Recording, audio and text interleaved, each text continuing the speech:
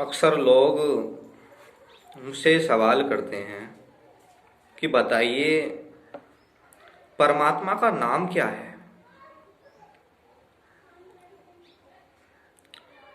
देखा जाए तो हर एक नाम परमात्मा का ही तो है।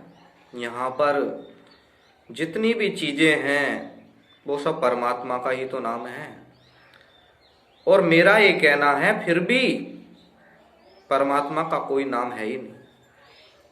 कहोगे कि ये कौन सी बात कर दी तुमने कि हर एक नाम परमात्मा का है और कोई नाम परमात्मा का नहीं। ये बात ऐसी ही है।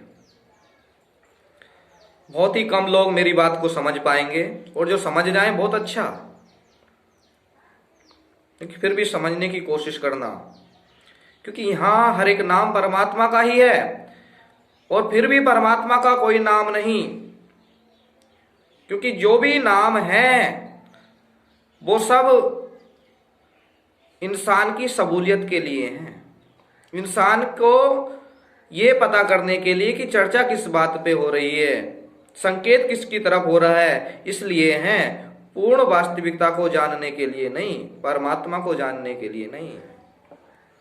अगर कोई परमात्मा को जानना चाहे तो उसे नामों से ऊपर उठना पड़ता है, बिना नाम अनाम में ही उतरना पड़ता है।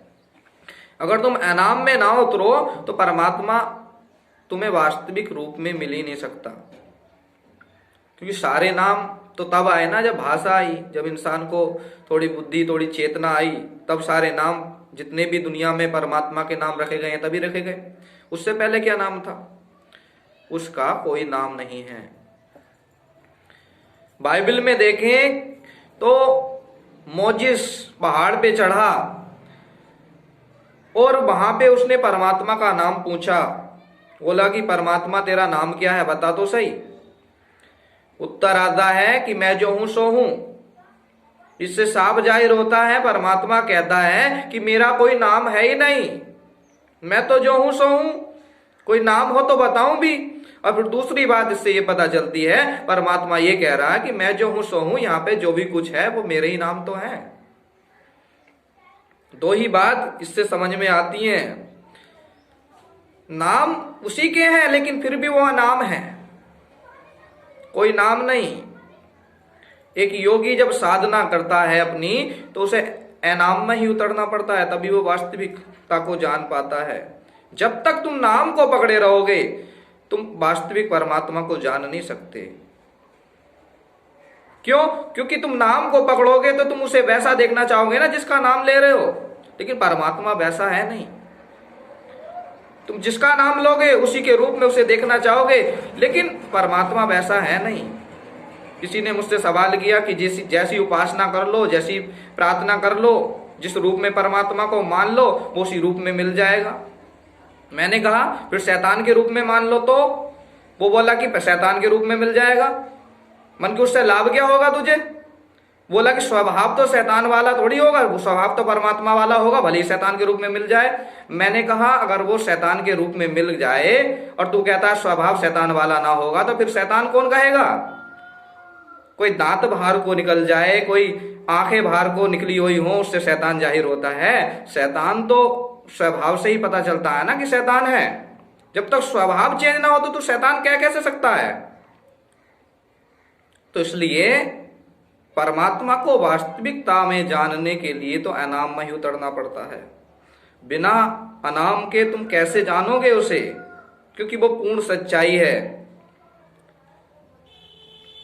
शास्त्रों में उल्लेख मिलता है महर्षि याज्ञवल्क्य का, ज्ञानी ऋषि हुए हैं। राजा जनक की सभा में गार्गी ब्रह्म के विषय में प्रश्न पूछती है उनसे, कहती है कि ब्रह्म के विषय में बताइए। वो काहे में विलीन हो जाता है। याज्ञवल्क्य का उत्तर था, ये ऐसा विषय है जिसे शब्दों से नहीं बताया जा सकता। और गार्गी तुम भी जानती हो कि ब्रह्म को शब्दों से नहीं बताया जा सकता, क्योंकि शब्द है ही नहीं उसे बयान करने के लिए। तुम नाम क्या दोगे? फिर एक चीन में एक धर्म है जिसका नाम है ताओ, जिसके संस्थापक लाओ त्से हुए हैं। और लाओ त्से ने बड़ी अच्छी व्याख्या की है परमात्मा के विषय में। उसने कहा है कुछ है ऐसा जो जमीन के ऊपर, जमीन के नीचे और आसमान के ऊपर है ऐसा जो इन सब तत्वों से परे है, इन सब भौतिक चीजों से परे है। उसने कहा मैं उसका नाम नहीं जानता, लेकिन वो है। अगर मैं उसका नाम नहीं जानता तो इसका मतलब ये नहीं कि वो है नहीं, लेकिन वो है। लेकिन उसने एक ग्रंथ लिखा, उसने एक किताब लिखी, उसने कहा मैं इस किताब को लिखने के लिए कोई तो नाम देना पड़ेगा, तो मैं उसका नाम दे देता हूं। तो उसने ताओ नाम दे दिया। उसने कहा कि वो ताओ है। तो उसने फिर भी आगे लिखा, ये मत समझ लेना ये शब्द ताओ हो गया अगर मैंने ताओ नाम दे दिया तो।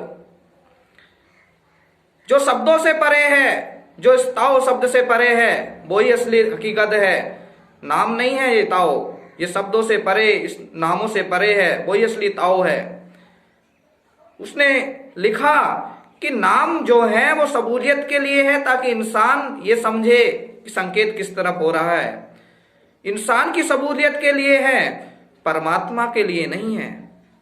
नाम तुम्हारे लिए है, परमात्मा के लिए नहीं है। परमात्मा को नाम से कोई फर्क नहीं पड़ता, क्योंकि उसका कोई नाम है ही नहीं, वो तो अनाम है। उसने पुस्तक लिखी, अगर वो नाम ना देता तुम पुस्तक समझ नहीं पाते, इसलिए उसे लिखना पड़ा नाम। इसलिए यदि तुमसे चर्चा की जाए तो तुम समझ नहीं पाओगे, इसलिए लेने पड़ते हैं नाम। लेकिन नाम पूरी सच्चाई नहीं है। पूरी सच्चाई में उतरने के लिए तो तुम्हें मौन ही साधना पड़ेगा, तुम्हें एनाम में ही उतरना पड़ेगा। एनाम ही है परमात्मा, और एनाम में ही मिला है जिसको मिला है उसका वास्तविक स्वरूप। क्योंकि जितने नामों से तुलना हुई है वो उस परमात्मा से थोड़े से हटे हैं। जैसे सच्चाई को व्याख्या करने के लिए, पूर्ण सत्य को बताने के लिए सत्य से हटना पड़ता है, ऐसी परमात्मा की व्याख्या करने के लिए परमात्मा का नाम लेना पड़ता है। और जाहिर सी बात है, परमात्मा पूर्ण सच्चाई है, और जब तुम उसका नाम लेते हो तो तुम हटते हो थोड़ा उससे। अब ये बात जो जागृत नहीं है वो नहीं समझ पाता, इसलिए उसे नाम का सहारा देना ही पड़ता है। लेकिन परमात्मा तो तभी मिलता है जब तुम बिना सहारे के उसे जान सको, किसी नाम का सहारा भी ना लो। यही हकीकत है।